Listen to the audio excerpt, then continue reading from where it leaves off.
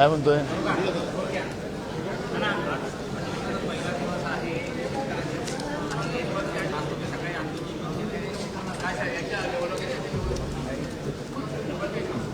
विरोधी पक्ष नेत्यांनी जो स्थगन आज शेतकऱ्यांच्या प्रश्नावर सभागृहात आणलेला होता, आपण पाहिलं की सरकार शेतकऱ्यांचं दुःख ऐकायलाच तयार नाही, समजायला तयार नाही. आणि आम्ही कधी नव्हे एवढी मदत शेतकऱ्यांना दिली असं सांगून पुन्हा शेतकऱ्यांच्या तोंडाला पानं पुसण्याशिवाय दुसरं काही करत नाही असं चित्र आपण पाहतोय. खरं तर सरकार अगर गंभीर असतं तर आज विरोधी पक्षाच्या वतीनं जे स्थगन आणलेलं होतं त्याच्यावर सरकारने चर्चा घडवली असती असं आम्हाला वाटत होतं. पण सरकारने पुन्हा विधानसभेत आम्ही सगळ्यात जास्त मदत दिल्याचं जाहीर करून महाराष्ट्राच्या शेतकऱ्यांच्या जखमेवर मीठ चोळण्याचं पाप केलं असं म्हटलं तर हा आरोप नाही, ही वस्तुस्थिती आपल्याला पाहायला मिळणार आहे. आज हिवाळी अधिवेशनाचा पहिला दिवस, शेतकरी मोठ्या आशेनं या अधिवेशनाकडे लक्ष देऊन आहे. विदर्भातलाच यवतमाळ जिल्हा हा देशातला सगळ्यात जास्त शेतकऱ्यांचा आत्महत्या करणारा जिल्हा आहे देशातला. आपण पाहतोय की दररोज किड्या माकुळ्यासारखा अन्नदाता आत्महत्या करताना आपण पाहतोय. सरकार सांगतं की विदर्भावर चर्चा आम्ही करू. विदर्भाच्या अन्नदात्याबद्दलच सरकारला चर्चा करायला तयार वेळ नसेल, राज्यातल्या अन्नदात्याबद्दलच चर्चा करायला वेळ नसेल तर ही गंभीर बाब आहे. आणि सरकार विधानसभेमध्ये 14 कोटी लोकांचं विश्वास असलेला हा लोकशाहीच्या मंदिरामध्ये सरकार खोटं बोलतंय. पांडुरंगाच्या सामोरी सुद्धा हे सरकार खोटं बोलते. अशा पद्धतीचं हे सरकार आहे. आणि या सरकारचा अधिवेशनाची सुरुवात आहे. काल सरकार सांगत होते की कामकाज पूर्ण नाही झालं तर आम्ही अधिवेशन वाढवू. आता आपल्याला माहितीसाठी सांगतो की सोमवारी हे अधिवेशन चालू होईल, म्हणजे पुढच्या आठवड्यात. आणि पूर्ण कामकाजाचे दिवसच आपण पाहिले तर फक्त 5 दिवस आहे. हे 10 दिवसाचं अधिवेशन, आजचा दिवस गेला, उद्याचा दिवसही सुद्धा असाच पद्धतीने सरकार गमवणार आहे. 2 दिवस असेच गेले, 5 आणि 2 7. आणि मग अशासकीय कामकाज 3 दिवसाचं झालं, सरकारचं कामकाज संपलं. खरे कामकाजाचे 5च दिवस या सरकारमध्ये आपल्याला पाहायला मिळणार आहे. आणि मग इथून आपला हा इथं पर्यटनाला जे सरकार आलेलं आहे, जनतेच्या पैशाची उधळपट्टी करायला आलेलं सरकार, हे विदर्भाच्या आणि महाराष्ट्राच्या जनतेच्या तोंडाला पानं पुसून जाईल अशाच पद्धतीची अवस्था आज आपल्याला पाहायला मिळते. सरकारला सद्बुद्धी मिळो, सरकार खरं सांगो, सरकारने शेतकऱ्याला मदत करायची की नाही करायची ते एकदा स्पष्ट करून टाकलं पाहिजे. पण नुसत्या घोषणा आता या ठिकाणी नसाव्यात, ही भूमिका आमची काँग्रेस पक्षाची आहे. नाना, हिंदी में जानना चाहेंगे,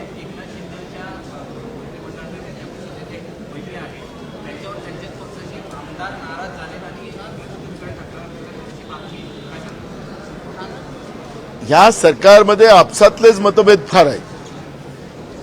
3 तिघाडा काम बिघाड असल्यामुळे या सरकारच्या मंत्र्यांमध्ये आणि सरकारच्या आमदारांमध्येच मतभिन्नता आणि मतभेद फार आहेत. त्यामुळे हे स्वतःच्याच पापानं पडणारं सरकार आहे. त्याच्यामुळे व्यक्तिगत एका दलाच्या आमदार आणि मंत्र्याबद्दलची आपल्याला या ठिकाणी नाही, सगळ्या सरकारबद्दलच ही भूमिका आहे.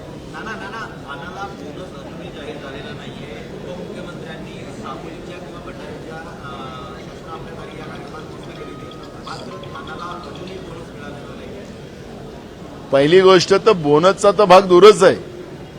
अजूनही धान खरेदी केंद्र सुरू झाले नाहीत. शेतकऱ्याचा धान आता व्यापाऱ्याला विकला जातोय, तो 400-500 रुपये कमी किमतीने विकला जातोय.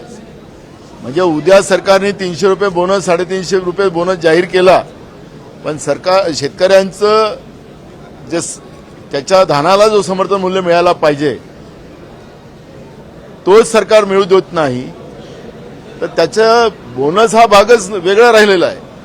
आमची मागणी आहे की 1000 रुपये बोनस शेतकऱ्यांना दिला पाहिजे, पण धान खरेदी केंद्र जे अजून सुरू झाले नाही, ज्याची लूट शेतकऱ्यांची त्या ठिकाणी चाललेली आहे, ती सरकारने तातडीने थांबवली पाहिजे.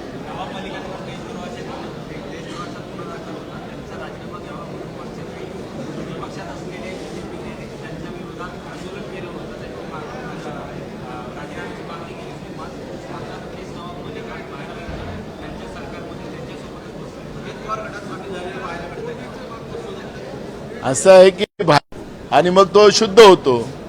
आता ते झाले असतील, असंच मान्य करू. यामुळे जनता हे सगळं बघते आहे, योग्य वेळेस जनता निर्णय घेईल.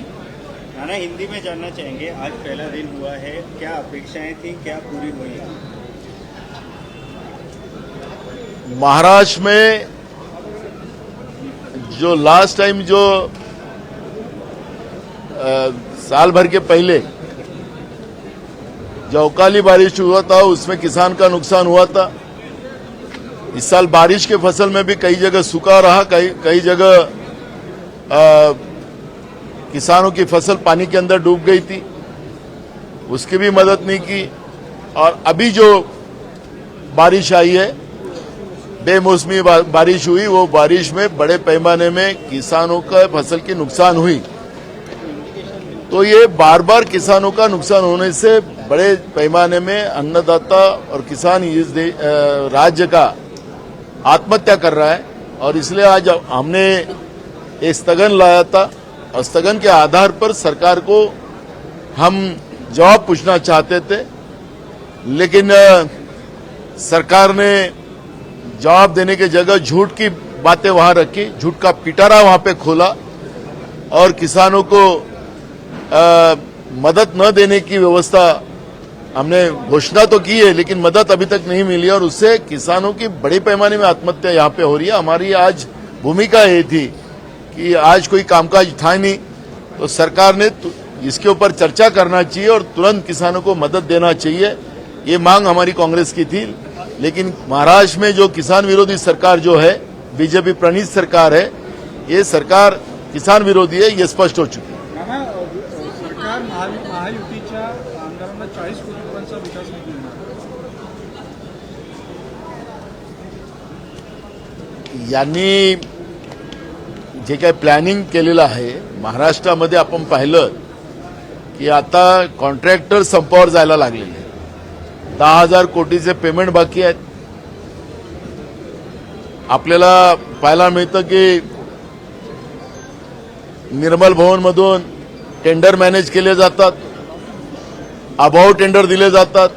मुंबईसारखे शहर आणि अनेक शहरामध्ये आपण पाहतोय की कामं, त्या जी काही मर्यादा असते ते कामं संपवण्याची, त्या मर्यादेमध्ये ते कामं संपवले जात नाही.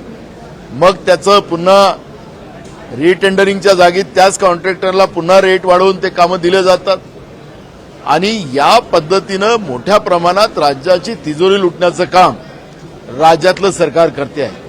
काल सरकार सांगत होती की आमच्याकडे अजून 1,20,000 रुपयापर्यंतचं लोन घेण्याची मर्यादा आहे. म्हणजे हे सरकार कर्जानी चाललेलं आहे, हे सरकारने काल मान्य केलेलं आहे. आता आमदारांना खुश करण्यासाठी ते जे काही पैसे त्यांच्या भागाच्या विकासासाठी दिले जाणार आहे असं ते सांगतात आहेत. आम्ही तर मागणी करणार आहोत की जे तुम्ही गेल्या काळात जे पैसे दिलेत ते खरेच कामं झालीत की नाही झालेत हे बघण्याची एक कमिटी आमदाराची महाराष्ट्र विधानसभेची बनवा. कारण की लोकांचे पैसे त्या देत असतील, महाराष्ट्रातच विकास होतो, त्याला काही आमचा विरोध नाही, पण संपूर्ण महाराष्ट्राचा विकास झाला पाहिजे ही पण मागणी आमची त्याच्यामध्ये आहे. विरोधी पक्षामध्ये असलेल्या आमदारांच्या भागात पैसे द्यायचे नाहीत, हे सरकारचं जे धोरण आहे हे अन्याय करणारं आहे. पण जे पैसे मागच्या काळात दिलेले या सरकारने आहेत ते कामं झालेत की नाही झालेत, की कागदावर झालेत, हे कामं तपासण्याची एक कमिटी विधिमंडळाची बनवावी ही मागणी आम्ही करणार. नाना, आज अधिवेशनाचा पहिला दिवस आहे, अशामध्ये एसआयटीच्या अधिकाऱ्यांचे नाव घेऊन चौकशी करणार कुठे ना कुठे आदित्य ठाकरे, मला हे कळत नाही, दर अधिवेशनाच्या काळात या पद्धतीनं विधिमंडळाच्या आमदाराला टार्गेट करून सरकार सत्तेचा दुरुपयोग करते असं मी म्हणेल ते वावगं ठरणार नाही. कारण की आदित्य ठाकरेंची बद्दलची जी भूमिका ही आजचीच नाही, तर गेल्या आता हे नागपूरचं अधिवेशन तर या सरकारचं शेवटचं अधिवेशन आहे. पुढचं नवीन सरकार येईल त्यांचं अधिवेशन नागपूरला येईल. तर मला आठवतं की प्रत्येक अधिवेशनामध्ये हा विषय अधिवेशनाच्याच काळात येतो आहे. तर म्हणजे हे सरकार विरोधकाला घाबरतं आणि म्हणून तुमच्यावर एसआयटी लावू अशी भीती निर्माण करण्याचं पाप तर हे सरकार करत नाही ना, असा प्रश्न या ठिकाणी निर्माण होतो आहे. त्याच्यामुळे सरकार आपल्या सत्तेचा दुरुपयोग करते असं आम्हाला म्हणावं लागेल. वो हिंदी में बताइए, एसआईटी की जांच करने वाली सरकार क्या कहे? आदित्य ठाकरे के बारे में बार बार जब भी ये विधानसभा का सेशन शुरू होता है तब उसी समय में इस तरह की अफवाहें उड़ाई जाती है और सरकार अपोजिशन को घबराती है. हमारे बारे में सवाल नहीं पूछे जाए इसलिए अपोजिशन को किसी को तो टारगेट कर कर इस तरह का माहौल बनाने का काम वो करती है. सरकार डरती है अपोजिशन को और सरकार खुद भ्रष्टाचारी सरकार है और सरकार जो कुछ कर रही है, आज किसानों की आत्महत्या हो रही है, तो यही सरकार कह रही थी कि हम जीरो आत्महत्या का महाराष्ट्र बनाएंगे. तो इनकी सरकार आने के बाद तो आत्महत्या बढ़ती गई है. तो किसानों की आत्महत्या की जवाबदारी ये सरकार की, क्या इनके ऊपर 302 के गुने दाखिल हो गए?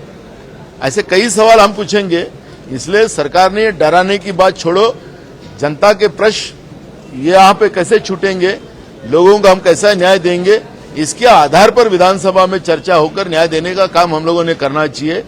आपस की व्यक्तिगत इस तरह की धमकी देकर अपोजिशन को डराने का काम अगर सरकार करती तो ये सरकार का निषेध हम करते हैं. नाना, आखिरी सवाल. नवाब मलिक पर देशद्रोह का मामला रजिस्टर करने वाली बीजेपी आज खुद उनको साथ में लेकर बैठ रही है. किस तरीके से कांग्रेस पार्टी से देखते हैं? गुजरात में वॉशिंग मशीन है, वो वॉशिंग मशीन में गए कि वो देशद्रोही आदमी हो, भ्रष्टाचारी आदमी हो, मर्डरेड आदमी हो, वो सब बिल्कुल साधु संत बन जाता है. ये अगर बीजेपी का मानना है तो ठीक है, सत्ता के आधार पर जो इनको